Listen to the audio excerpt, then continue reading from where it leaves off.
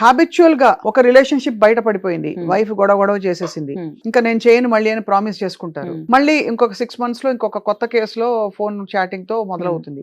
వాళ్ళని ఏమంటారు? వాళ్ళు ఎందుకు చేస్తారు? సేమ్ రీజన్ చేస్తారా లేకపోతే లెక్క లేకుండా చేస్తారా? ఒకసారి పట్టుబడ్డాక భయమైనా ఉంటుంది కదా. They say no once a cheater always a cheater. కానీ ఇక్కడ ఏమైతుంది, ఒక్కసారి పట్టుకుపోయినారు కానీ ఆ విషయం తర్వాత they have to make sure that they are true to that relationship.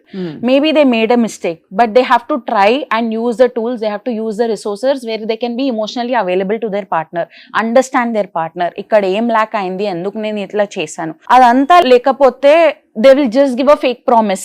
Ippudaithe nenu em cheyanu, I will be true to you.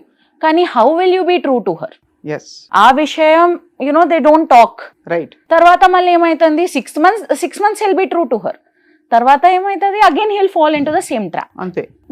That's why you need to understand what went wrong in the first place. Sit with each other and work on it. అది వాళ్ళకు కూడా awareness ఉండాలి కదా, మనం తప్పు చేసామని first రావాలి కదా ఫీలింగ్ వాళ్ళకి. See, వాళ్ళకు ఉంటది, కొంచెం ఉంటది ఒక అవేర్నెస్ ఉంటుంది. they'll have that awareness, that is why they hide. లేకపోతే ఓపెన్ గా ఉంటే అంటే తప్పు చేయలేదని అనిపిస్తే దే వోంట్ హైడ్ కదా.